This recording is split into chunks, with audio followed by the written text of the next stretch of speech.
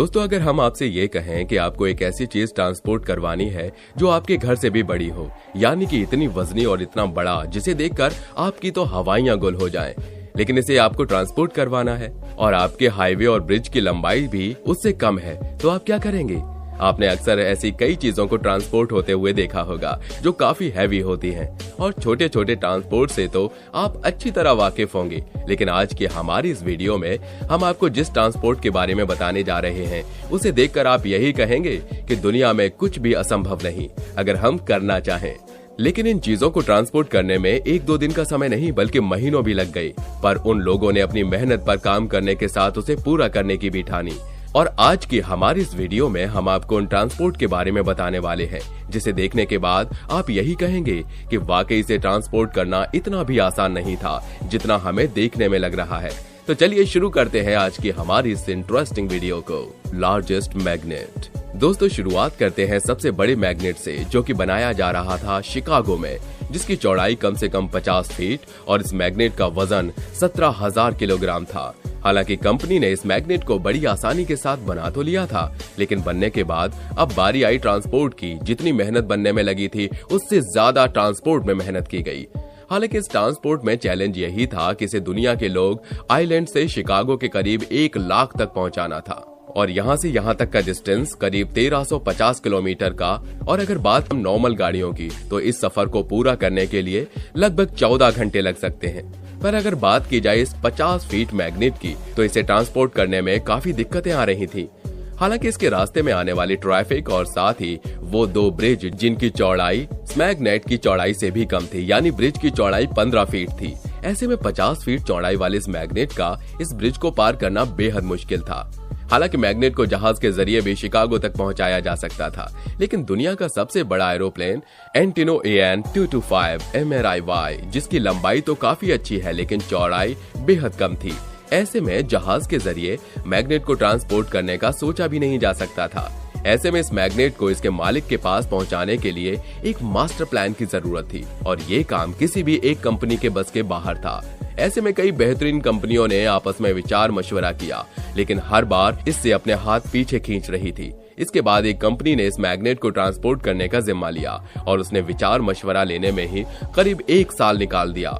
Magnet की built, इतनी ज्यादा सेंसिटिविटी, हालांकि थोड़ा सा भी झटका इसे तोड़ सकता था। ऐसे में सबसे पहले इसका स्टील फ्रेम बनाया गया। इसके बाद कई सालों बाद कई कंपनियों ने इस मैग्नेट के ट्रांसपोर्ट के विचार को पूरा किया, तो इसे सबसे पहले एक ट्रॉली की मदद से उठाकर लोड किया गया और इस ट्रॉली को सिर्फ इस मैग्नेट की सप्लाई के लिए बुलाया गया था। इसके बाद इसे धीरे धीरे ले जाया गया और एक हैवी कार्डबोर्ड पर इसे रखा गया। इसके बाद ये मैग्नेट समुद्री सफर तय करने के बाद फ्लोरिडा मैक्सो से होता हुआ मोबाइल अलास्का तक पहुंचा, जिसके बाद ये मिसिसिपी रिवर से होता हुआ सीधा शिकागो के लेमन पोर्ट तक जा पहुंचा। हालांकि अभी भी मुश्किलें कम नहीं हुई थी। शिकागो तक पहुंचने के बाद इस मैग्नेट को फिर से ट्रॉली के जरिए लैब में रखा गया। फर्मी लैब, जो कि अब इस मैग्नेट का नया मालिक था, इसे एक नए लैब में रखने के लिए करीब वहां से 40 मिनट का समय नॉर्मल तय किया जाता था, लेकिन अब इसे तय करने में कितना समय लग सकता था। ऐसे में इस मैग्नेट को वहां से लैब तक पहुंचाने के लिए जगह जगह ट्रैफिक को रोकना पड़ा, वाहनों को हटाना पड़ा। हालांकि धीमी रफ्तार से रेंगता हुआ ये मैग्नेट ट्रॉली करीब 24 घंटे नहीं बल्कि 3 दिनों में उस लैब तक पहुंचाई गई, जिसमें इस मैग्नेट को वहां तक पहुंचाने के लिए 35 दिन यानी कि 1 महीने से भी ज्यादा का समय लगा और करीब 5000 किलोमीटर की दूरी मैग्नेट ने तय की। इन सब के बावजूद आपको जानकर हैरानी होगी कि इस मैग्नेट के सफर को तय करने के लिए फर्मी लैब के मालिकों को करीब 225 करोड़ रुपए का खर्चा आया।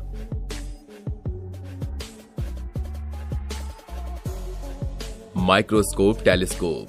यूनिवर्सिटी ऑफ एरिजोना में दुनिया के सबसे बड़ी टेलीस्कोपिक मिरर को मोंटे क्रिस्टो की पहाड़ियों पर से सबसे ऊपर से लेकर जाना काफी कठिन था, जिसमें एक टेलीस्कोप के मिरर का वजन करीब 16 टन था और ऐसे ही 2 मिरर को करीब 1600 किलोमीटर दूर लेकर जाना था। बारीकी से बने हुए इस मिरर को हल्के फुल्के झट टूट जाना था। सवाल ये था कि इसे इतनी दूरी का सफर कैसे करवाया जाए।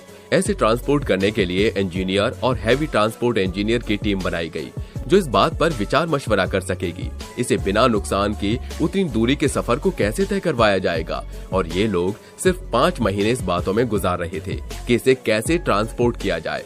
जिसके बाद 16 टन के इन मिरर को एक केस में बंद किया गया, जिसके बाद इसे 48 व्हीलर्स में रखकर रवाना किया गया। हालांकि ये ट्रांसपोर्ट जहां से भी गुजारा जाता था, पुलिस वालों की मदद से आगे की ट्रैफिक को हटाया जाता और आने जाने वाले रास्ते में दिक्कतों को तुरंत के तुरंत हटाया जा रहा था। हालांकि इस ट्रांसपोर्ट के दौरान सबसे कठिन था कि पहाड़ की ऊंची नीची और खतरनाक रास्तों में मिरर को सीधा रखना। अगर मिरर थोड़ा सा भी टेढ़ा होता तो वो चकनाचूर हो सकता था। हालांकि इसे ट्रांसपोर्ट करने के लिए इस बड़ी सी ट्रॉली में पहले से ऑटोमेटिक हाइड्रोलिक सिस्टम मौजूद था, जो चढ़ाई के दौरान मिरर को सीधा रखता था। और ऐसे में इस मिरर को बेहद ही बेहतरीन तरीके से ट्रांसपोर्ट किया गया, जो वाकई काबिले तारीफ था। Space shuttle. इस शटल को एक म्यूजियम में रखा जाना था। इसे लॉस एंजलिस के एक म्यूजियम में रखा जाना था।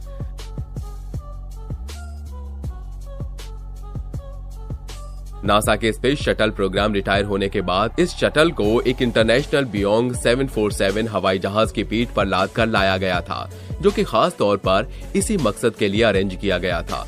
एयरपोर्ट से म्यूजियम तक का सफर काफी अच्छे से प्लान किया गया था। चारों तरफ ट्रैफिक को हटाकर कई पावर लाइन को काटकर 78 टन वजनी इस शटल को ले जाया गया और इसे लॉस एंजलिस के रोड से गुजारा गया। हालांकि इसने करीब इस सफर को पूरा करने में 2 दिन लगा दिए और इसे आखिरकार कैलिफोर्निया के साइंस म्यूजियम तक पहुंचाया गया। बैगर 288 ये दुनिया की सबसे बड़ी मशीन है, जो बैगर 288 के नाम से जानी जाती है, जो कोल माइंस और ओपन पिट माइंस से खुदाई के काम आती है। इसकी ऊंचाई 330 फीट और लंबाई 2 फुटबॉल फील्ड से भी ज्यादा बड़ी है। ये एक्सक्यूबेटर इतना बड़ा है कि इसे एक ही समय में 5 ड्राइवर ऑपरेट करते हैं। जहां साल 2001 में इस एक्सक्यूबेटर ने एक साइट पर काम स्टार्ट किया, अब ऐसे में इसे दूसरी माइनिंग साइट पर ले जाना था। हालांकि इस ट्रांसपोर्ट करना काफी आसान होता है, क्योंकि इसे ट्रांसपोर्ट करने से पहले डिसेंबल किया जाता है। इसके बाद इस साइट पर जाकर दोबारा जोड़ दिया जाता है। लेकिन इस बार ऐसा नहीं था। इसे 2200 किलोमीटर की दूरी तय करने में करीब 7.5 महीने लग गई।